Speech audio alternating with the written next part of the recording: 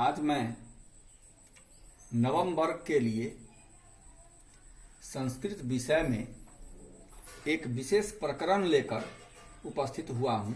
प्रकरण है अन्वय बनाने का तरीका। श्लोकों का अन्वय हम कैसे बना सकते हैं।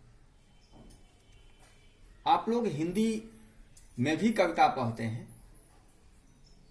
और उन कविताओं में जो पंक्तियां होती है उनके सारे वर्ड्स जम्बल्ड होते हैं, अर्थात सही ढंग से वाक्य के रूप में लिखे हुए नहीं होते। जैसे उदाहरण है,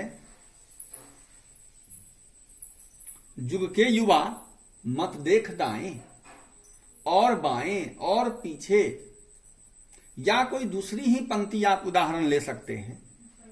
तो आप क्या करते हैं,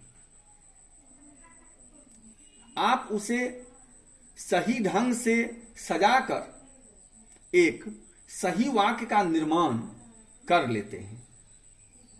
ठीक इसी प्रकार संस्कृत भाषा में भी हम श्लोक के शब्दों को एक सही क्रम में जब सजा देते हैं तो इससे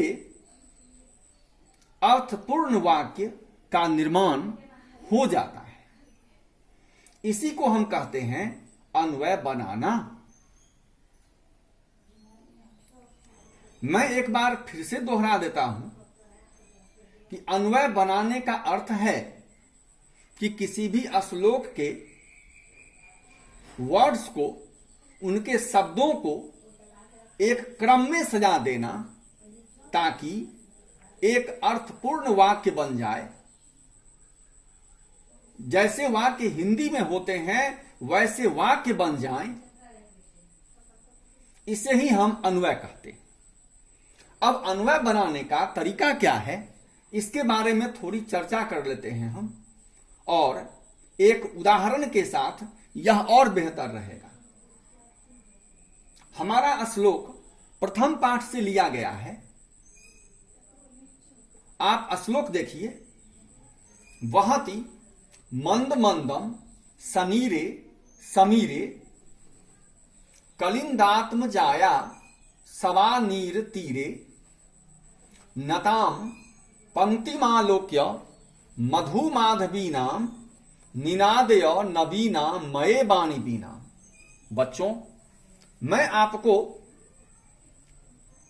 यह पाठ पढ़ा चुका हूं, शब्दार्थ भी आपको दिया जा चुका है। फिर भी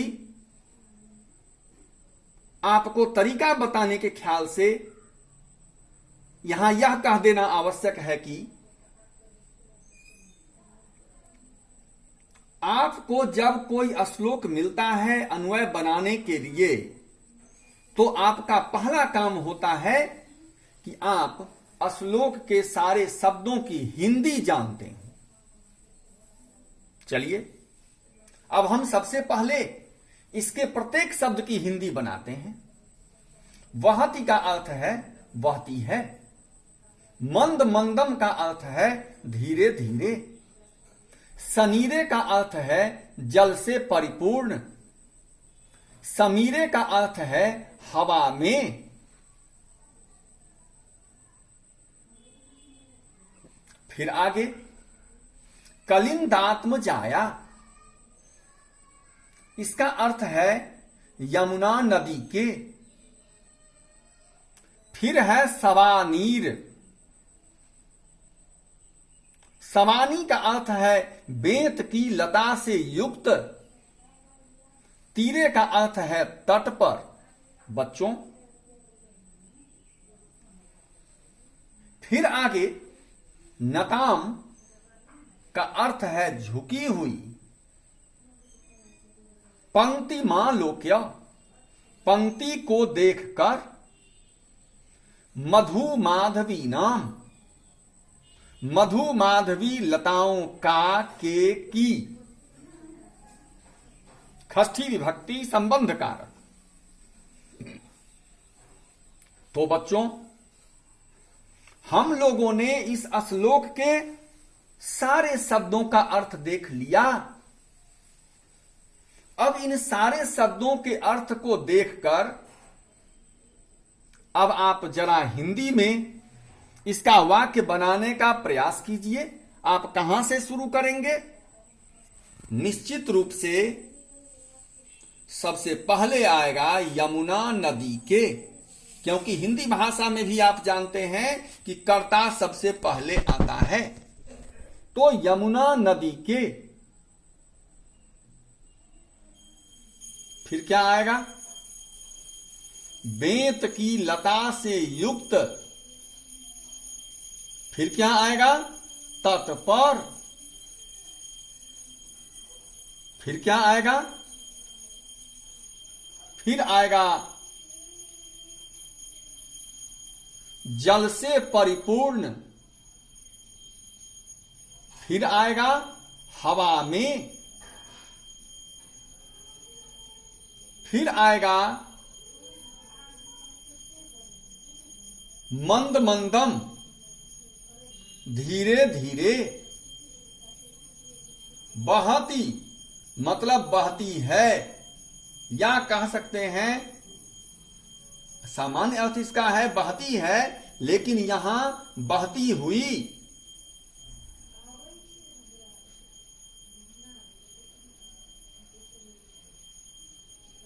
फिर उसके बाद आता है मधु माधवी नाम, मधु माधवी लताओं की, और फिर नताम झुकी हुई, पंक्ति मां लोक्य, पंक्ति को देखकर। तो इस प्रकार बच्चों हमने एक सीधा वाक्य बना लिया हिंदी में। हमारा वाक्य ये हुआ, यमुना नदी के बेंत की लता से युक्त तट पर, जल से परिपूर्ण हवा में,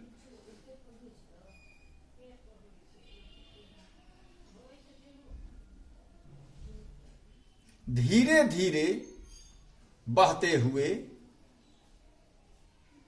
मधु माधवी लताओं की पंक्ति को देख झुकी हुई, मधु माधवी लताओं की पंक्ति को देखकर निनादय नवीनाम मये बानी बीनाम, हे बानी आप अपनी नई बीना को बजाइए। तो बच्चों सबसे पहले हमने क्या किया? सबसे पहले हमने श्लोक लिखा। श्लोक लिखने के बाद उसके एक एक शब्द की हिंदी को हमने समझा, और फिर हमने अपने रफ वर्क में प्रत्येक शब्द को सही ढंग से सजाकर हिंदी में उससे वाक्य बनाया।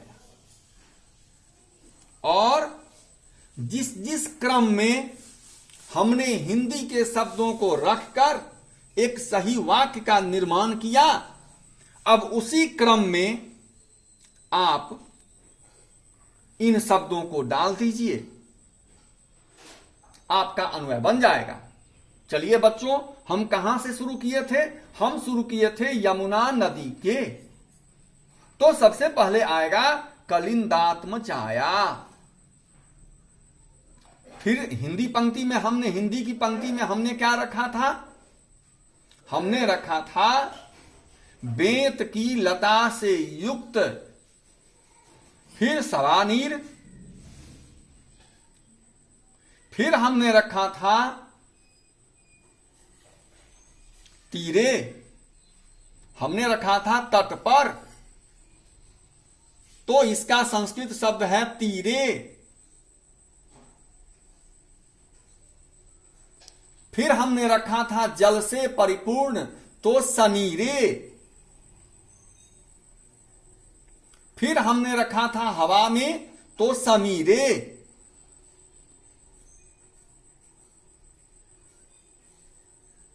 फिर हमने रखा था धीरे धीरे बहते हुए,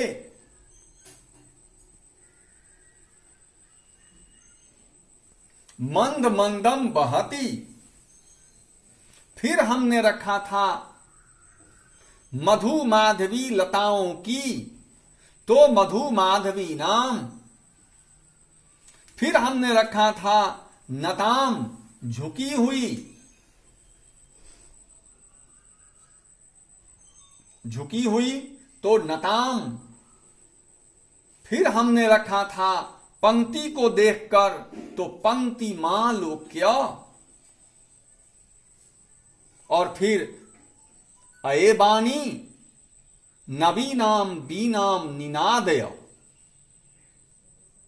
अर्थात बच्चों, इस श्लोक का अर्थ निकला कलिंदात्म जाया सवा नीर तीरे सनीरे समीरे मंद मंदम बहती मधु माधवी नाम नताम पंक्तिम अवलोक्य अये वाणी नबीनाम बीनाम निनादय।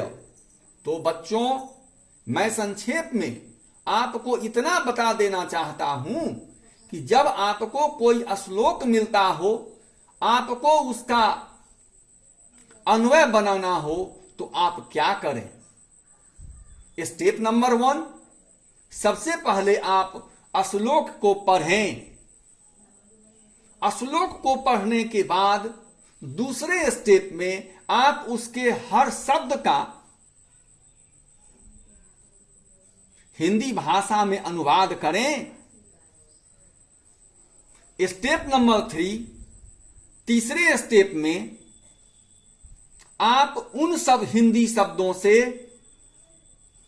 या तो रफ वर्क के रूप में पेंसिल से आप अपनी उत्तर पुस्तिका में हिंदी वाक्य बना सकते हैं।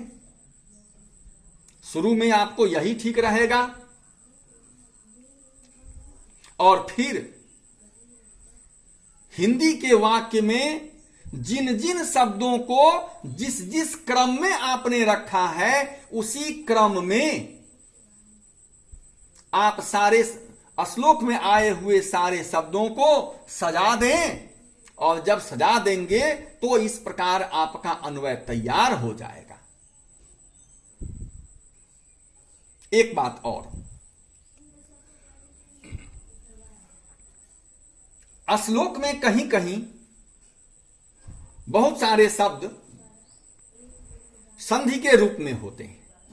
जैसे आप देख लीजिए पंक्ति मां लोक्य, तो आप इसको आपको तोड़ना पड़ेगा इसको अन्वय बनाने के लिए। पंक्तिम अलग होगा, आलोक्य अलग होगा।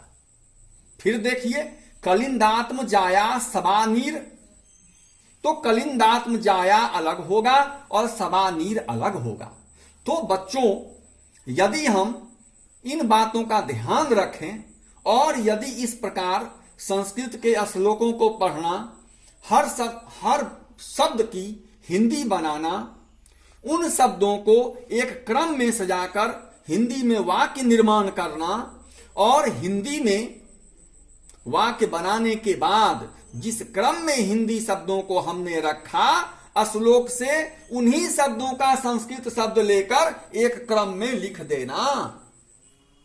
यदि हम सही सही इस तरीका को अपनाएं तो निश्चित रूपेण कहा जा सकता है कि हम सही ढंग से अन्वय बनाने में सफल होंगे। आप इस वीडियो को देखें, समझें, सब्सक्राइब करें, और यदि आपको इसमें कहीं भी किसी भी प्रकार की समस्या हो तो आप कमेंट बॉक्स में अपना कमेंट जरूर लिखें। इन्हीं शब्दों के साथ दैट्स ऑल।